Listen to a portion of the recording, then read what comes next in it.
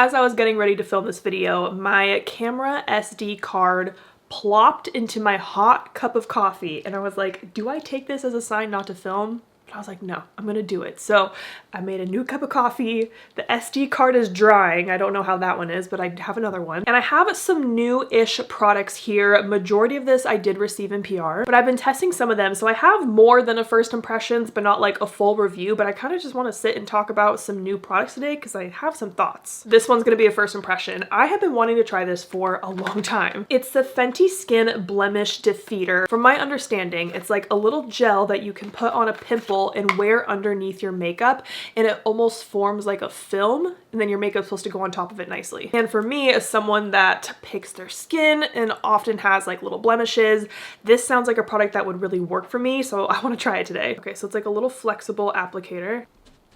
Hello. I have a blemish right here I want to cover up. Actually, I want to use my finger to apply this, not the applicator. Oh, it's pretty liquidy. Okay, and I'm gonna do a thin layer. I'm gonna spread that out with another finger. Okay, that's a lot more liquidy than I expected it to be. I thought it would be more like a gel. Is it drying down? That's my question. It doesn't really look like it. Let dry completely before applying moisturizer and makeup.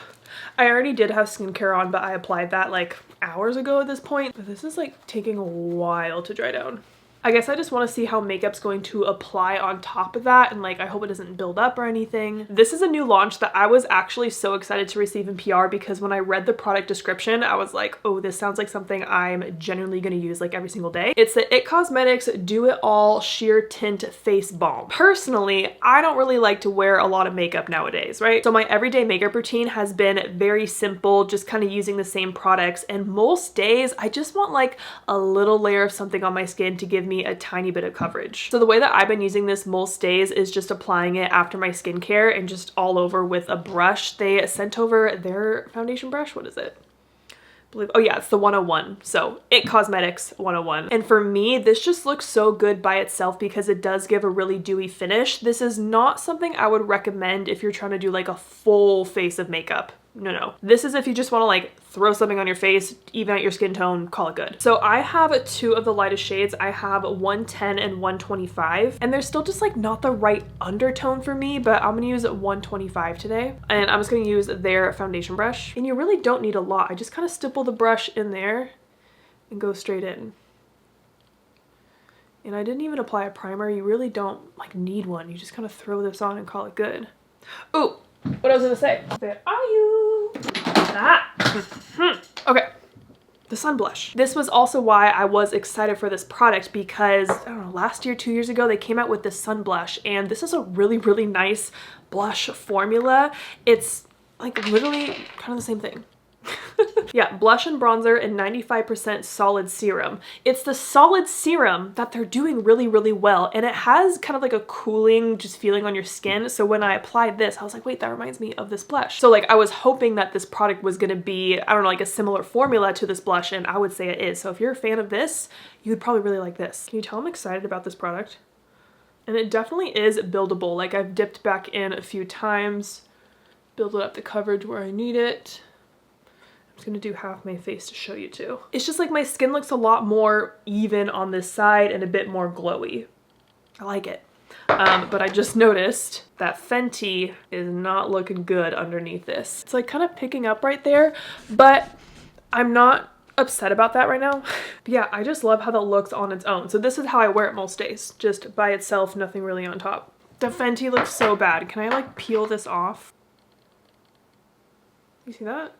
It definitely formed a film like it was supposed to, but this makeup did not go well on top of that. But I also didn't apply this on clean, dry skin, so no, it's just playing around today. See, this color is just a little bit too dark for me, but if I go to 110, this one's so light, and then the shade in between would be too yellow. Sometimes I wonder if I have just like a slight fair olive undertone. I don't know. I'm so fair right now, but I've like actually been enjoying my fair skin for once in my life. Next, I've actually really been liking the new Charlotte Tilbury Airbrush Flawless Blur Concealer. And I'm kind of surprised that I like this because it is a full coverage concealer, but I've really just been using it as a spot concealer. I don't use it under my eyes, but I think I really like this too because the shade match is actually really, really good. So I use the shade 3 Fair, and I think like this has the undertone that I need. So I'm gonna dot this where I need it.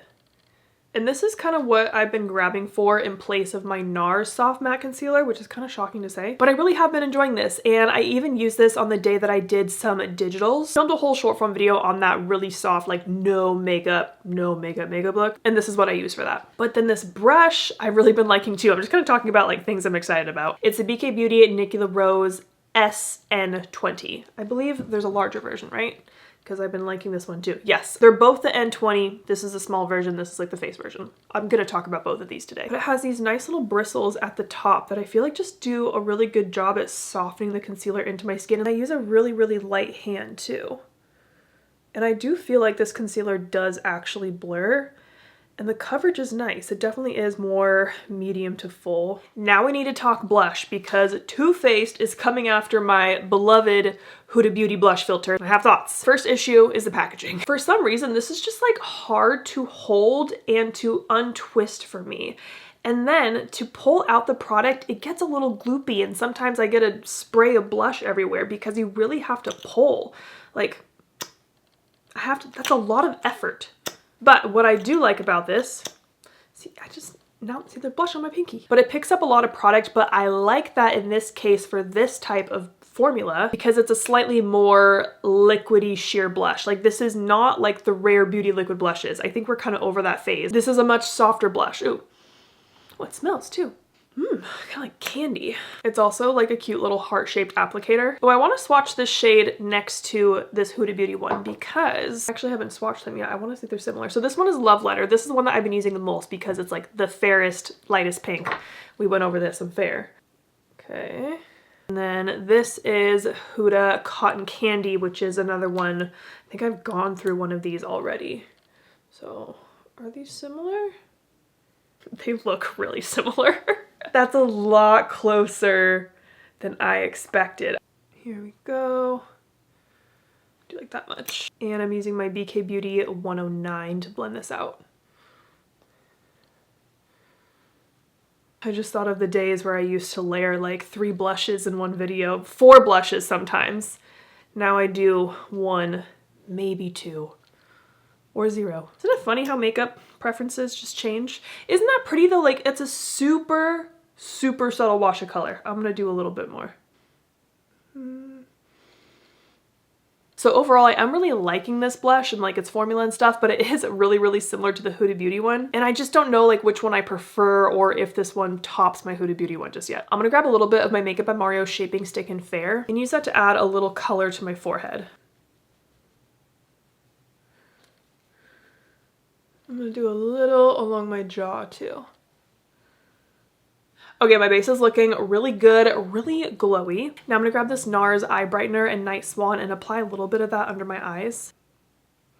I'm using that same small BK Beauty brush. And I've been liking this eye brightener because it has a more yellowy undertone to it.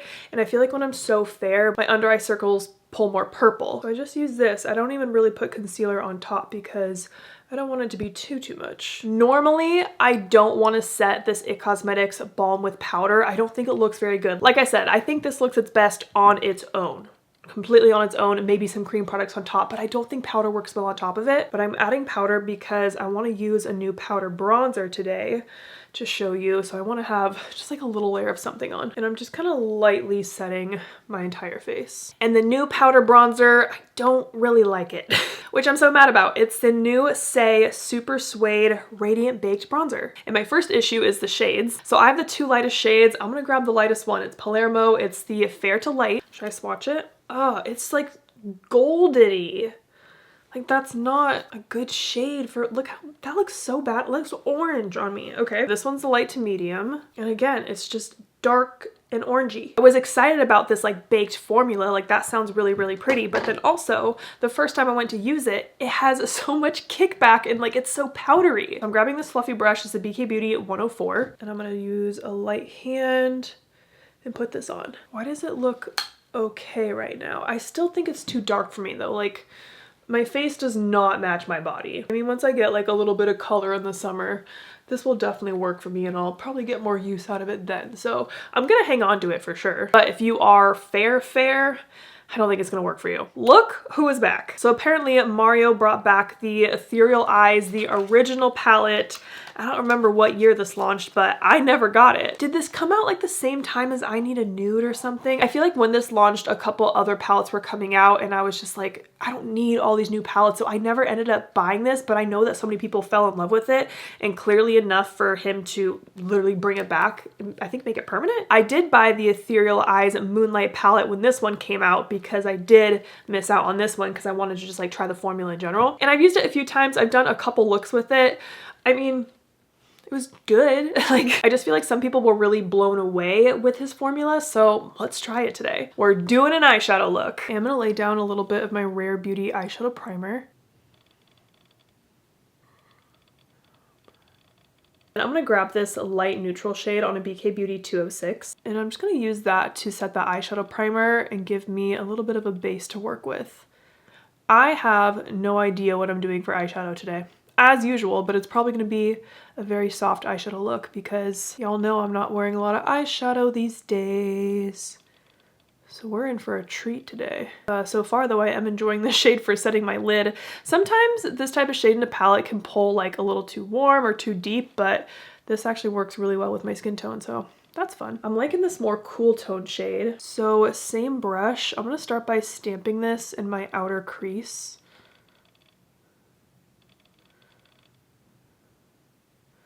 Because I want the most pigment out here. And then I'll bring it inwards a little bit. I wanted to try this shade because I've really been into more like sculpting my eyes, like using that little Natasha Denona eye sculpt palette where I'm just kind of adding like contour, shadows, and lightness where I want it. Then I'm going to grab a tiny bit of this matte pink and I'm going to apply that right on top of that brown, mostly because I want the tone of this pink. I'm grabbing more of the cool tone brown. I'm gonna run that along my lower lash line. And I'm still using that same BK Beauty brush. I'm just using the tip of it now. And then still dragging that brush outwards once I get to the outer corner of my eye. And then again, I'm gonna add a little bit of the pink on top of that. And then I think I just want to try this shade on my finger. Okay, that formula feels super smooth. And I want this on my entire eyelid. It's definitely just one of those sheer shadows that adds so much sparkle.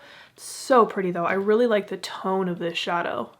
Like it's perfectly neutral to me. Liking this, guys. This is also my first time ever using this palette. Like that's kind of crazy to me. I just kind of realized I've been using like this little quad in here. So I'm gonna finish that up and grab this shade. Grab that on a BK Beauty 210, just like a little pencil brush. And let's use this one to highlight. Yeah, this one has a little bit more of a yellowy tone to it. Super pretty though. I am liking this little eyeshadow look. While we're up close and personal, I want to talk about this Urban Decay 24/7 liquid stick liner because I did not like this at first and then I saw someone else use it on TikTok and I was like, oh, okay. So it's this angled liner that's supposed to be like full pigment and I did not like it when I tried it as just like a normal liner on top of my lash line. But then I believe it was Rose and Ben I saw on TikTok. Honestly, I've been loving her TikTok. She's so informational. I love it. And she used it as a tight line liner and I tried that the other day and I was like mind blown. My problem was solved. This glided on beautifully. So that's how I've gotten this liner to work for me, not necessarily for like a normal liner. This is the dark brown noise and I go under and I kind of blink into it and get it at the base root of my lashes here. Just like that. And just like it fills in the little gaps down there. And I don't know what it is about this formula, but it actually kind of stays. It will transfer a little bit to your waterline because, you know, when you blink, your eye's touching itself. it's gonna happen, it's gonna transfer. But I find that it does stay in the tight line for hours. Because I'm wearing an actual eyeshadow look today, I can't use my ordinary lash curl finisher. I'm gonna use a real mascara. So I'm gonna go back to my favorite, which is the Tower 28 Make Waves. I actually need to grab a new one during the Sephora sale that I know is coming up soon, right? I have a bunch of restocks that I'm planning on getting. But I'm gonna curl my lashes first with the Shiseido lash curler. I'm always specific about what curler I use because this one is the best in my opinion. I'm using the brown shade Drift because that's gonna go nicely with the liner I just used.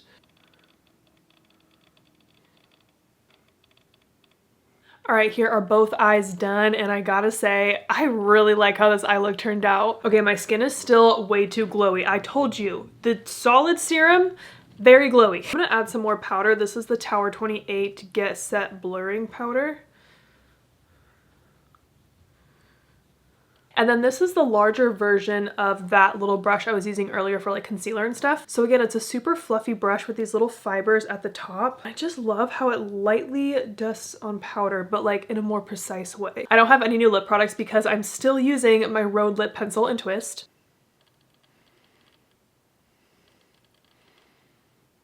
Blend that out a little bit. And then some lip balm. I'm gonna pop on this Patrick Ta one.